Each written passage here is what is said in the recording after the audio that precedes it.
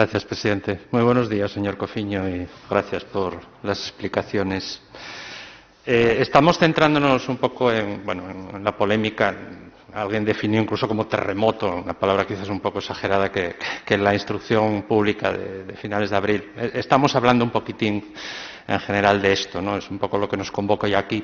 Pero me gustaría ir un poquitín más atrás, en algo que se debatió en esta Cámara y que además aprobó. Esta Cámara aprobó una proposición no de ley que invitaba al control e inspección de las plazas afectadas y al aplazamiento temporal de las ofertas de empleo público con temporales en abuso. Eso parece que ha quedado de algún modo aparcado y descartado con las nuevas exigencias de la circular de instrucción pública.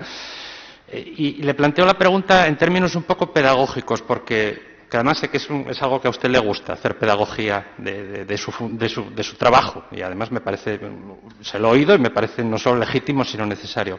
Esta misma semana, a nivel nacional, hemos conocido noticias de que el Partido Socialista, en ciertos ámbitos, por ejemplo, en la Diputación de Almería y en la Diputación de Málaga, precisamente está proponiendo iniciativas que recogen literalmente las iniciativas que esa proposición no de ley que tratamos en esta Cámara y que, insisto, salió adelante con comunidad de criterios, salvo la abstención del Partido Socialista y de Vox, ha aparcado. Yo me gustaría saber cómo podemos trasladar, cómo podemos hacer pedagogía precisamente frente a los trabajadores temporales de esta ausencia de un criterio, incluso por parte, obviamente, de un partido, que si hay un partido con vocación de gobierno nacional, es el Partido Socialista. ¿Cómo podemos trasladar, en este caso, a los trabajadores asturianos que lo que vale o lo que puede ser un horizonte razonable de conquista política dentro del imaginario, insisto, de una formación con una implantación en el territorio como ninguna otra seguramente de este país, rige, en este caso en Andalucía, y no funciona entre nosotros? ¿Qué podemos trasladarle a los trabajadores en este sentido? Bueno, yo no sé, buenos días, señor diputado. Yo no sé si le he entendido bien la pregunta. No sé lo que está ocurriendo en Almería y en Málaga en concreto, se lo aseguro. No estoy informado de lo que está ocurriendo en esas dos provincias de la Comunidad Autónoma Andaluza. En todo caso, y hablando de pedagogía, yo no voy a prejuzgar ahora. En la primera intervención hice un resumen un poco muy abreviado, la cosa es más compleja siempre, pero del por qué hemos llegado aquí, ¿no? Del trasunto histórico del próximo pasado, ¿no? De por qué hemos llegado aquí. Si usted me está preguntando, ¿esto es compatible con un ideario de izquierdas del Partido Socialista? En fin, déjeme decir una cosa, hacer un apunte previo. El modelo, es decir, el problema de la interinidad que hay que atacar desde la perspectiva de legislación básica estatal, vuelvo a insistir, y esto no lo duda nadie, es un afán del Gobierno de la Nación. Es un gobierno de coalición entre Podemos, Izquierda Unida y el Partido Socialista. Es más, su organización política desempeña carteras muy próximas a esta problemática, a la problemática del empleo, a la problemática de... No hace falta extenderse sobre ello. Y yo espero, sinceramente, que fruto de esa sensibilidad, que yo creo que la izquierda tiene que ser, santo y seña, ¿no? Y, en fin, con los matices que sean, pues se produzcan y se den pasos adelante en materia legislativa en el Estado que vengan a suturar esta situación o a ayudar a suturar esta situación. Yo lo que le puedo asegurar es que desde el ámbito de responsabilidad de este Gobierno sacaremos adelante y vamos a impulsar cuanto he dicho con la máxima sensibilidad para que el mayor número de personas que prestan trabajos en clave de interinidad en esta Administración pública tengan un trabajo estable.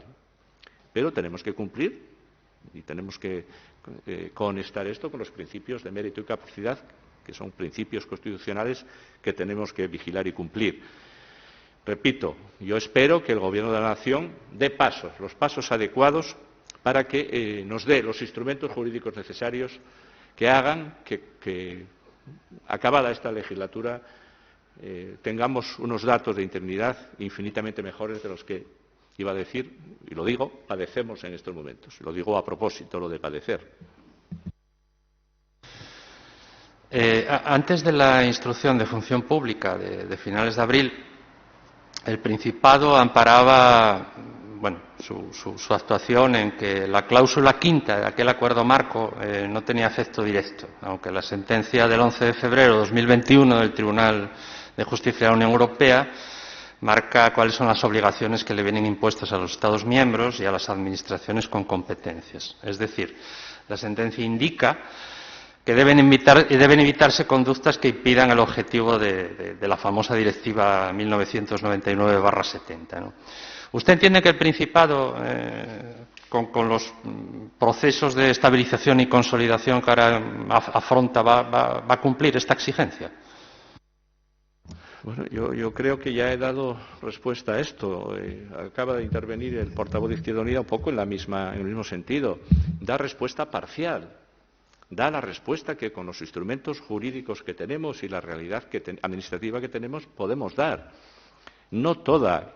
No, en fin, las diferentes sentencias, repito, no solo las de Bruselas, también las españolas, las asturianas, intentan y ponen el dedo y señalan el problema que tenemos. Yo he dicho ya, hablo con relativa frecuencia con muchos jueces, porque creo que, bueno, aparte de por conocimiento previo por mi profesión, porque creo que debo hacerlo para conocer también su parecer, porque también lo padecen ellos.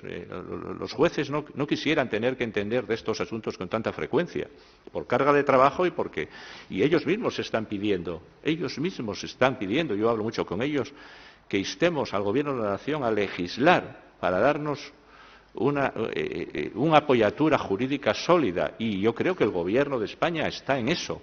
Yo hablo con el Gobierno de España, he explicado lo que creo que están en estos momentos, y yo creo que este Gobierno tiene la sensibilidad, repito, suficiente y necesaria para afrontar esto de verdad. Creo que lo van a hacer.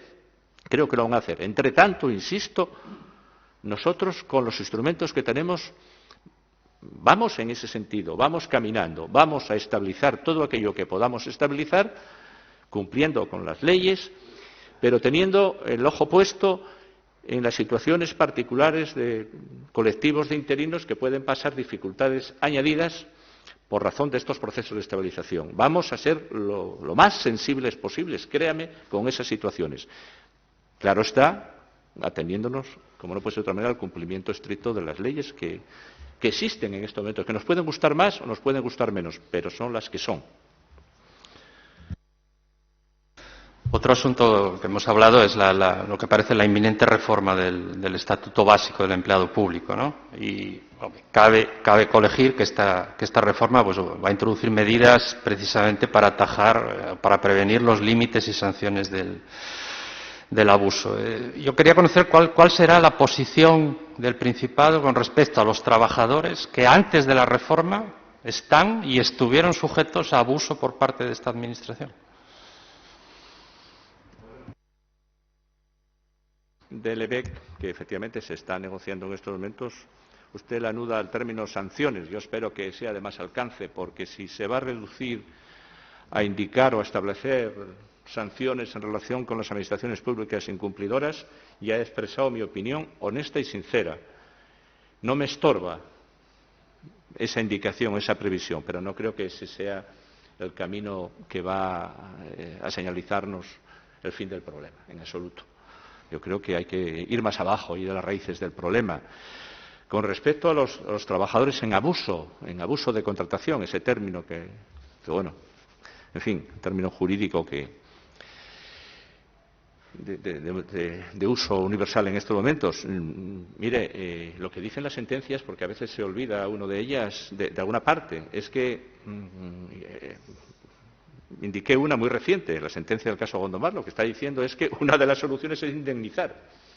Yo no creo que esa sea la solución feliz. Indemnizaremos aquellas situaciones, lógicamente, que no tengan otra vía de solución, pero intentaremos que las personas y los funcionarios, los interinos que han estado contratados durante muchos años en eso que se llama abuso de contratación, tengan la mejor solución posible a esa situación. La indemnización es una solución, está en las sentencias y se aplica, pero yo quiero minimizar esa solución. No creo que ese sea el horizonte al que debemos ir, a indemnizar situaciones. Tenemos que, preferentemente, dotar de estabilidad a estos interinos hasta donde podamos, y en eso vamos a estar.